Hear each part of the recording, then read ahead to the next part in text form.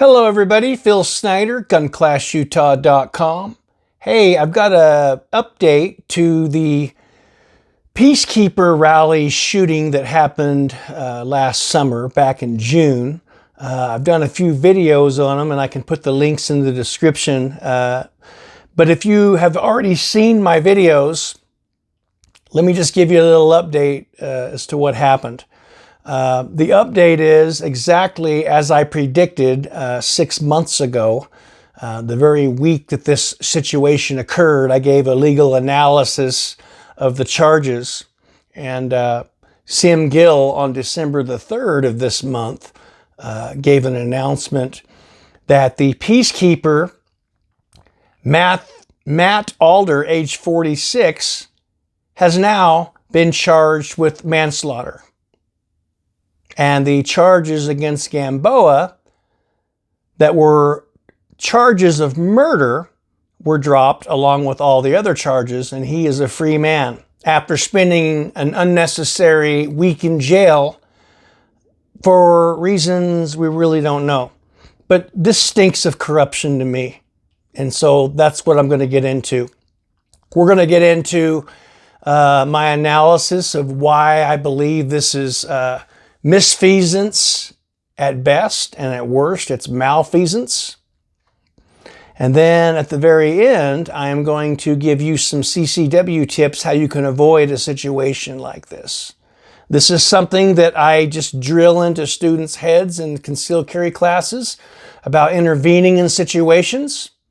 And so hopefully we can avoid this. This is also a shout out to the attorneys that are involved in the civil end of this. So during the press conference with Sim Gill, the reporters kept asking him and pressing him whether or not this was a double standard of the police and the district attorney's office of booking Gamboa and charging him with murder, and then when they change their mind and they say, well, he's not guilty of anything, we're going to dismiss all charges, why does the Peacekeeper, Mr. Alder, get a pass, doesn't have to go to jail, and is allowed to respond to a summons through his attorney? Bullshit. It is a double standard. Chief Redd of the Salt Lake City Police Department put out a press release on the Salt Lake City PD website, June 15th. This was the day after the shooting.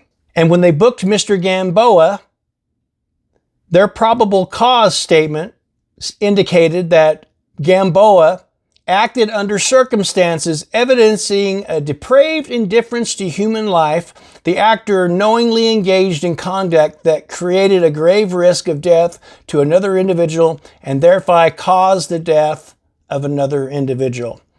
That is a quote under the murder statute, 765203 is what they use to justify probable cause. Bullshit. How do you do this? How is this not malfeasance? You can't tell me that these officers that day didn't know that the Peacekeepers shot and killed somebody, but yet they decided to charge Mr. Gamboa with murder. How does that happen? How does that happen? How do you book somebody in jail that you know did not cause the death of another person? I mean, the statute that he's using, a better example would be you're playing Russian roulette and you killed your friend because there was a round in the firing position. That is a scenario that would fit. Tips to those reporters that are listening, that are attorneys, that are paying attention. This is what you should be digging into and finding out. Who at the Salt Lake City Police Department made the decision to book Gamboa on murder charges? I know when I worked for the Salt Lake County Sheriff's Office as a deputy sheriff, I had friends that worked for the Salt Lake Police Department, and there was a policy in their department that all arrests had to be cleared through a supervisor before they could take him to jail. Their probable cause had to be approved by a supervisor. Kind of micromanaging, I think, but my God, you know, if a supervisor has to approve this, I'd love to know who it was that approved it. That's not probable cause. And this is a problem that's been for years, and I just had to speak out against it. And I know officers know this is wrong, and it needs to be addressed. Do I like Mr. Gamboa just by the appearance of what he did? I think his actions were stupid to bring a rifle to a protest, even though he can legally carry a rifle and there was no law violated. Yes, I do believe it was a little suspicious to somebody that's not a trained officer. But to charge him with murder and let him sit in jail for a week? The attorneys for Mr. Liu, this poor man and his family, this poor man that needlessly died because somebody was reckless with a handgun and tried to do the job that a cop should be doing. There should be some answers to this, and they need to find out why the complete circle that has happened here. It took me like a couple of days to figure this out. The same week, you look at my videos, I said I predicted that Gamboa would not have charges and that the Peacekeeper should at least minimally have a manslaughter charge. That's what happened. They charged him with manslaughter. Here's the other double standard. If the Salt Lake City Police Department booked Gamboa on murder of Mr. Liu, why didn't they apply the same standard and charge Alder with murder, which is a first-degree felony? Why? Why the difference there? This whole thing stinks. And I'm sorry, I am pro-law enforcement. Law enforcement officers are like my brothers and sisters. So don't take this wrong, but any good cop will tell you that nobody hates corruption more than a good cop. And you know what? There should be some answers, and I am more than willing to help the family and through their attorneys. If they want to get my opinion, my legal opinions on things about policies and procedures, this is just a flagrant violation of this man's constitutional rights. Even though I don't agree with his political views, Gamboa, even though I think his actions were stupid that day and he bringing a rifle to a protest and assembling the rifle and everything that he did, I can't just be silent when things like this happen. So what can you do to avoid a situation like this as a CCW holder? Number one, if you think you need to take a gun somewhere because it's a bad area or there's a risk of something happening, don't go there. Avoid it. Avoid being there. Number two, you are responsible for every bullet that comes out of your gun that hits an unintended target, an unintended victim that causes harm. You're going to have to answer. It's too late. After you pulled the trigger and you've made a bad decision, you can't tell that bullet to come back. As a CCW holder, you are not a cop. And you have no obligation to protect others, even if you believe that there's going to be a mass shooting. You better be very careful when you intervene. You better have the abilities to use your firearm, and you better make a good judgment call. Or you're going to face a manslaughter charge at best. Murder charge at worst.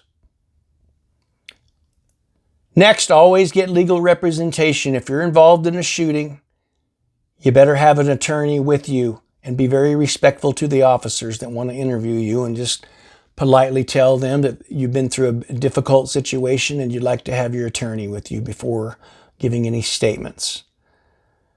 Matt Alder gave some statements, probably through his attorney, sounds like, that didn't help him, that hurt him, and gave the district attorney's office ammunition to charge him with manslaughter. And train. That's a big mistake with CCW holders. They don't receive any training when they go get a CCW. And in Utah, you don't even have to qualify on a handgun, and then, you think you're good to go. You're not. I've been around guns most of my life. I'm an instructor, and I still go through training, and I still practice. And you certainly don't take a shot into a crowd at 150 feet away with a handgun. Cops at the maximum distance only train at 75 feet during qualifications. That right there is reckless. I know this peacekeeper did not have, obviously he didn't have those skills, because he fired into a crowd, even though his teammates told investigators that they didn't feel like it was a good judgment call to fire into a crowd because of that risk, and he decided to do it anyway. Hope you enjoyed this scenario. I'd like you to pass this video around to anybody that's close to this story, because this needs to stop. And I'm going to be doing another video out there pleading with law enforcement, my brothers of law enforcement and sisters, to just don't book somebody in jail if you're not sure of the facts. You're not sure that somebody's guilty of doing something, then don't book them. If you're going to argue and you're going to say, well, I can't make that decision because it's a chaotic can of worms, then don't take an innocent person to jail. You can always gather your facts and get an arrest warrant through the district attorney's office at a later date. You really wreck people's lives. Officers wreck people's lives when they just hastily go arrest somebody because somebody has to go to jail. That's bullshit. And this is really bad here, what they did. And I'm going to hold government officials accountable. I don't give a crap how angry they get with me.